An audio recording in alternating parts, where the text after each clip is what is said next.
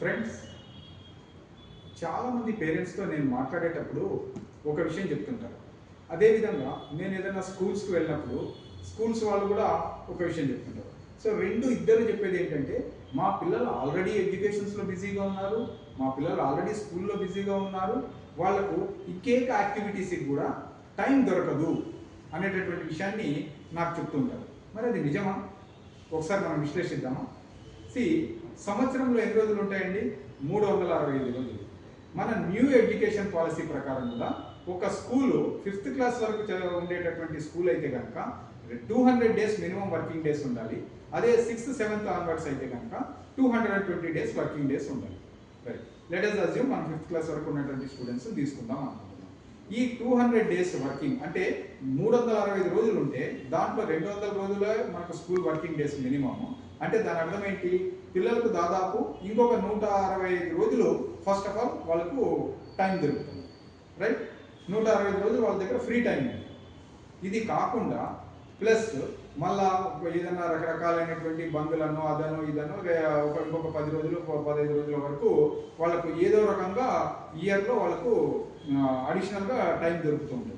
ఇది కాకుండా ఒకరోజు మూడ్ లేదనో, లేదంటే ఒకరోజు ఒంట్లో బాగాలేదనో, రకరకాల కారణాల వల్ల ఇంకొక 10 రోజులు. అంటే మనం దగ్గరగా చూసుకున్నట్లయితే కనుక స్కూల్స్ ఒక 120 నుంచి 150 రోజులు యాక్టివ్గా వాళ్ళకి పనిచేయడానికి టైం దొరుకుతుంది స్కూల్స్. అదేవిధంగా మనము ఒక ఇండివిజువల్ స్టూడెంట్ కూడా మీకు దగ్గర 165 నుంచి 200 రోజుల ఫ్రీ టైం సంవత్సరంలో దొరుకుతూ ఉంది.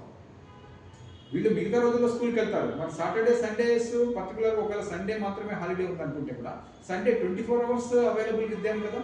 సో దీన్ని బట్టి మీరు నంబర్ ఆఫ్ అవర్స్ వాళ్ళకి ఎన్ని అవైలబుల్ ఉన్నాయో చూడండి.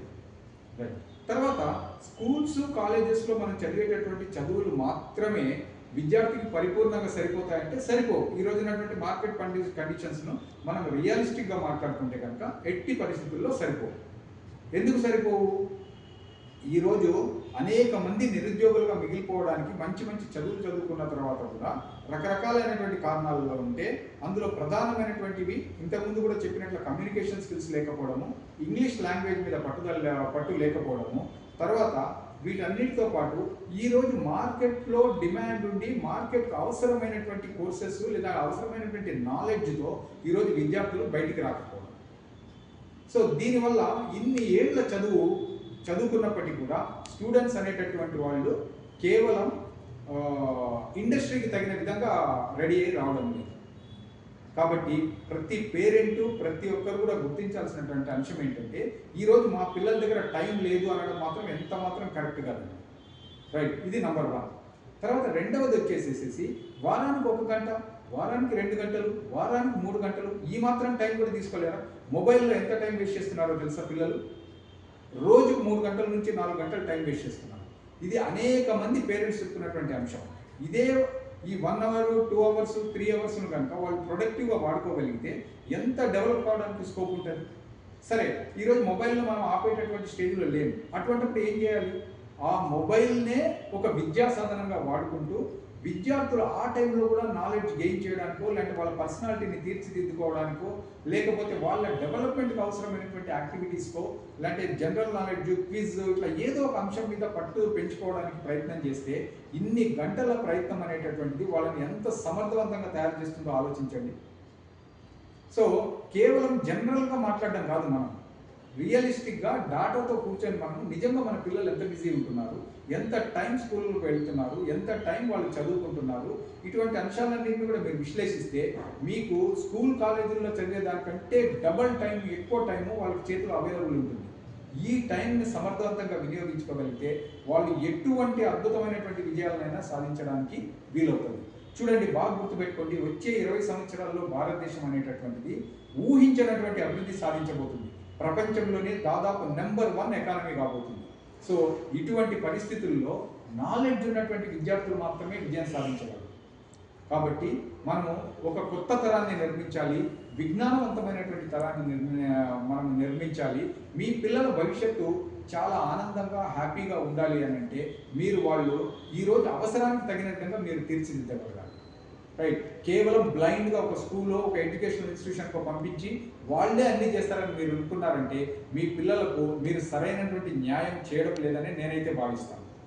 కాబట్టి దయచేసి ఈ విషయాలన్నింటిని అర్థం చేసుకొని ఈ విషయాలలోనే అందుకే విద్యార్థి సేవా కేంద్రం ఒక మెంటార్గా విద్యార్థులకు ఒక అండగా ఉంటూ ప్రతి విద్యార్థిని విజేతగా తీర్చిదిద్దాలనేటువంటి లక్ష్యంతో పనిచేస్తుంది. కాబట్టి మీరందరూ కూడా విద్యార్థి సేవా కేంద్రం కార్యక్రమాల్లో పాల్గొనండి. విద్యార్థి సేవా కేంద్రంలో మొట్టమొదట మీ పేరు నమోదు చేసుకోండి. విద్యార్థి సేవా కేంద్రం యొక్క చేస్తున్న కార్యక్రమాల వివరాలు తెలుసుకోండి. మీరందరూ కూడా ఎప్పుడైతే విద్యార్థి సేవా కేంద్రంతో అనుసంధానం అవుతారో మీ విద్యార్థి అంటే మీ పిల్లల యొక్క బంగారు భవిష్యత్తును చిత్తశుద్ధితో కోరుకుంటున్నటువంటి సంస్థ విద్యార్థి సేవా కేంద్రం.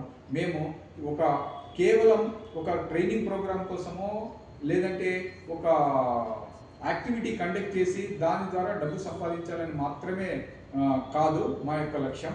మేము పరిపూర్ణంగా విద్యార్థికి అవసరమైనటువంటి గుర్తించి అన్ని రకాలుగా విద్యార్థులను అభివృద్ధి చేయాలనేటువంటి లక్ష్యంతో స్థాపించిన సంస్థ కాబట్టి మీ యొక్క సహకారం మాకు లభిస్తే మేము మరిన్ని కార్యక్రమాలు కూడా చేయగలుగుతాము.